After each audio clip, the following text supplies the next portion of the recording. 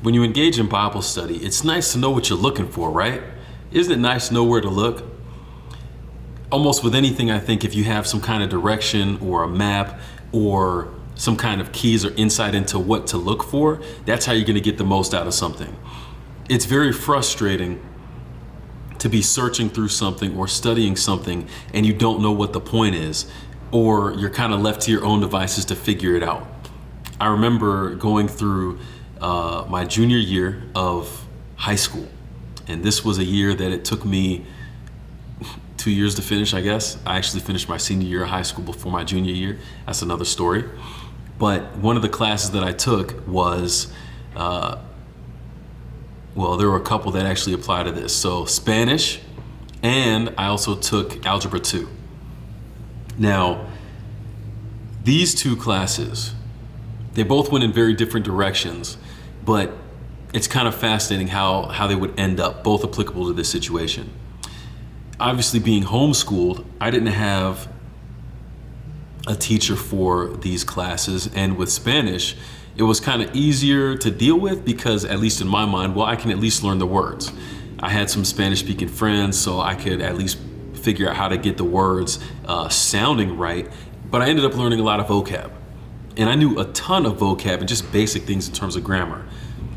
Obviously, the problem would be when it came to actually trying to communicate, the grammar was so broken. I could identify almost anything that I could see in Spanish, but without knowing from a teacher or somebody more educated than me what exactly the purpose of learning these words was going to be or how to apply them into something useful, I just ended up with a bunch of words that I could barely use. And I got to give a shout out to the people. I went to Ecuador, other Spanish-speaking countries, and people were very gracious with me in my attempts to speak Spanish. But it was hard and it was difficult because I didn't have anyone teaching me what to look for or how to apply the things that I had. Now, Algebra 2 was a completely different story.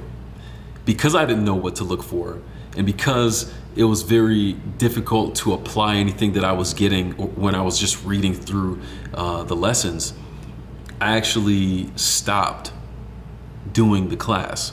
I stayed up for pretty much the first quarter, and I stopped and left the other 3 quarters until after I had already finished my senior year of high school and ended up having to do it again later.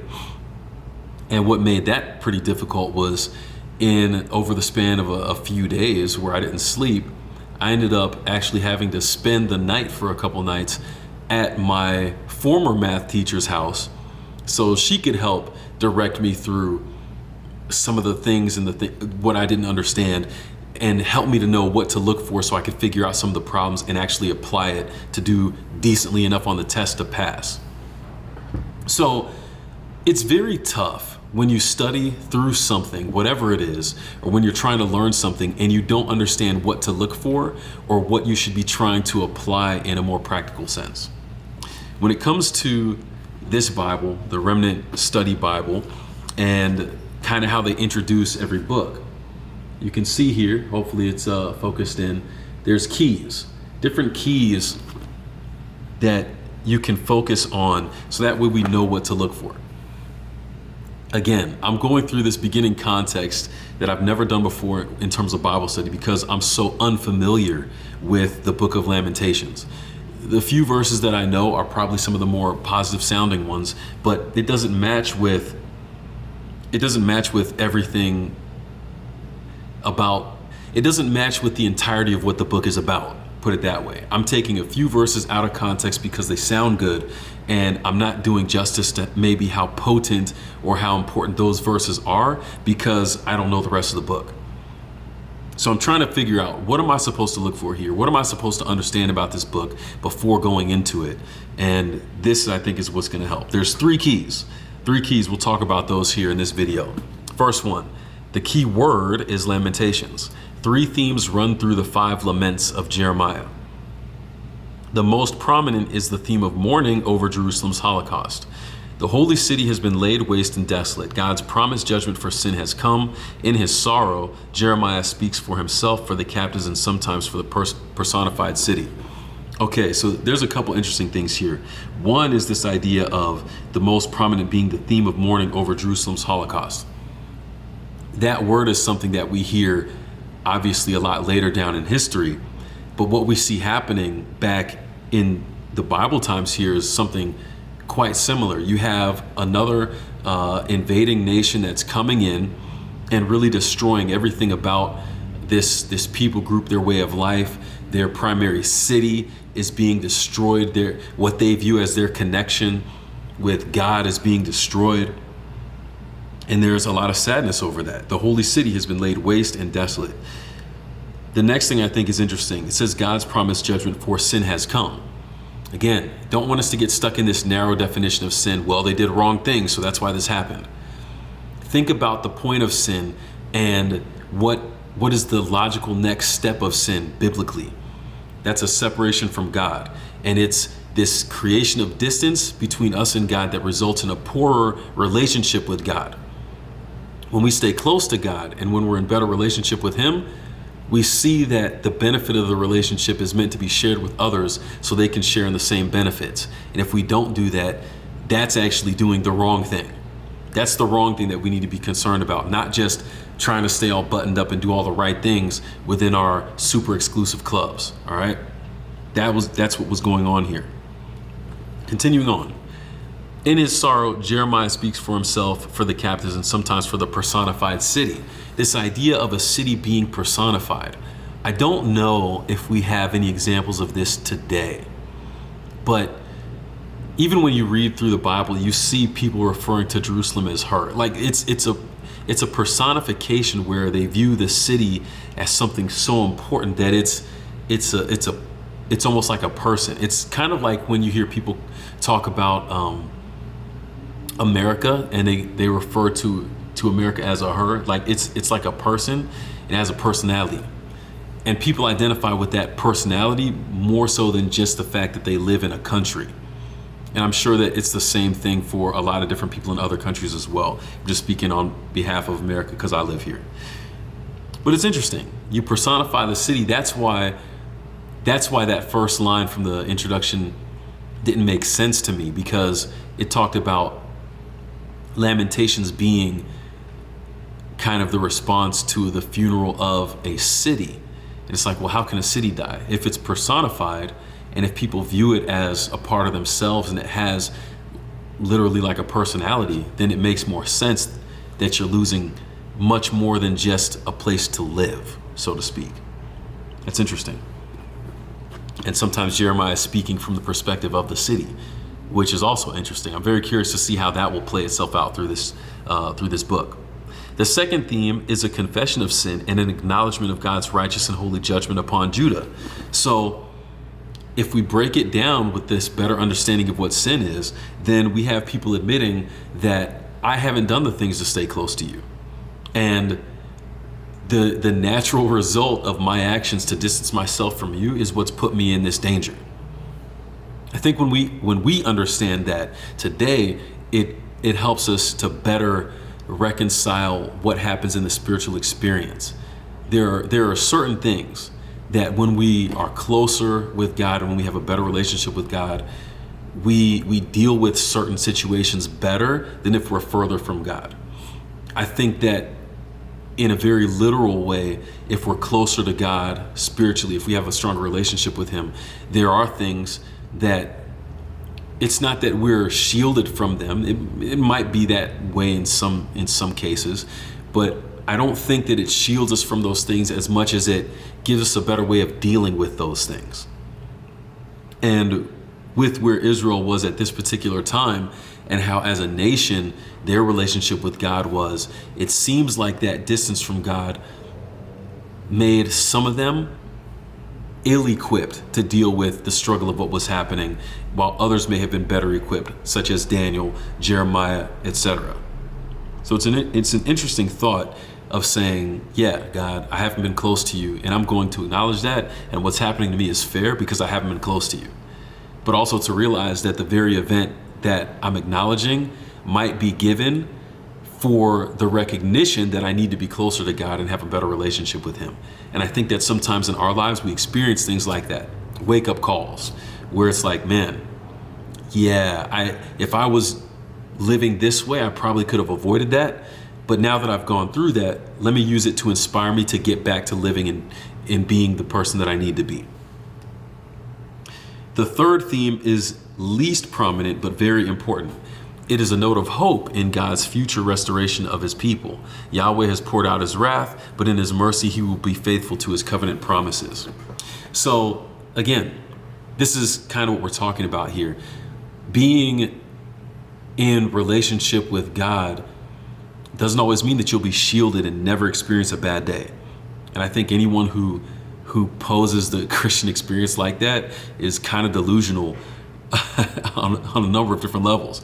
But this idea that, you can, it's kind of what we talked about in another video, where if you have the proper perspective of God and a good relationship with him, you understand that it's not this world of bad things that's happening and God is in the middle of that in a little box somewhere. But it's really that God is bigger than everything that you're dealing with. And the struggles that we face are these little boxes that we can approach with God and we can depart from with God, and we can have hope because of God in the midst of those things. That's only possible through a positive relationship where you know that just because you're going through a rough patch, you can make it through.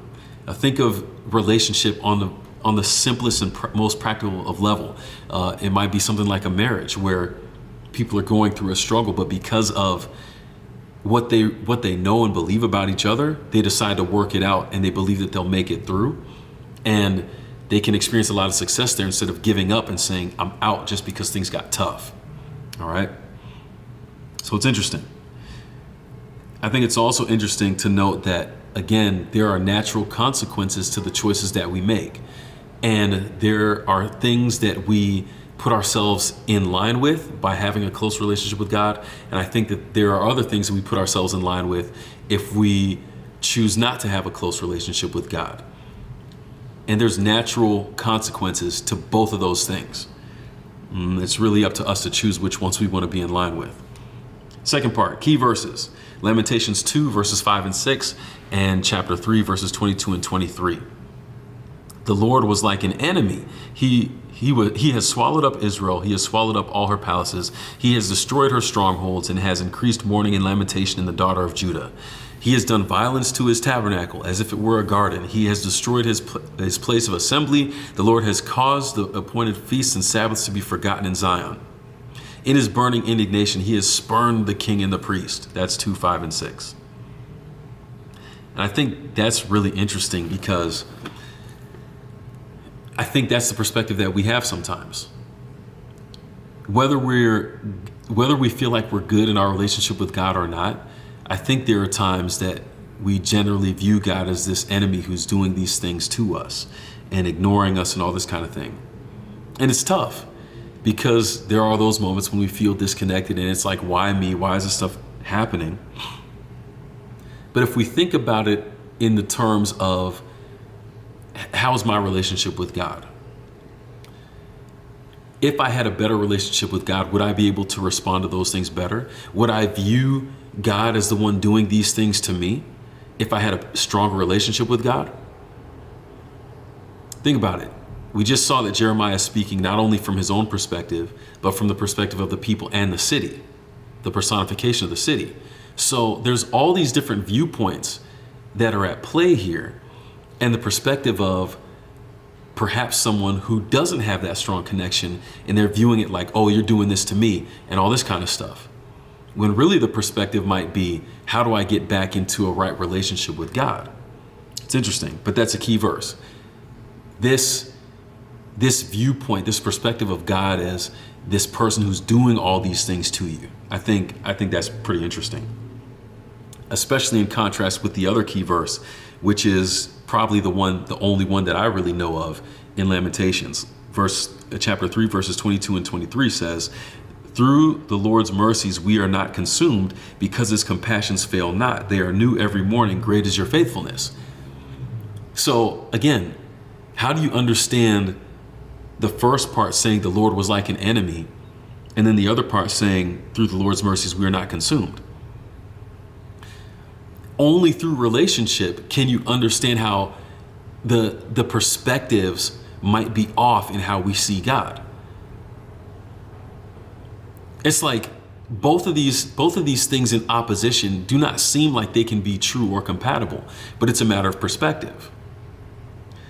And if I have a perspective of God that's in a relationship with him, I see that, wait a second, it's actually because of your mercy that even though all these bad things are happening, I'm not being destroyed. I'm not being consumed. That's crazy. And so instead of looking at God as someone who's punishing me and doing all these things to me, I see God as one who's compassionate and feels my pain and goes with me through the struggle that's happening as a result of things I've chosen to do. That's fascinating.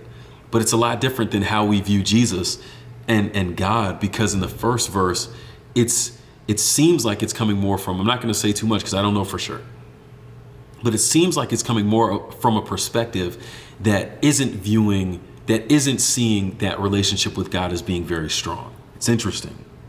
It's interesting. But you have both there. You have both. Really fascinating. And then last thing we have is key chapter, Lamentations chapter 3. This is the midst of the 5 chapters, right in the middle.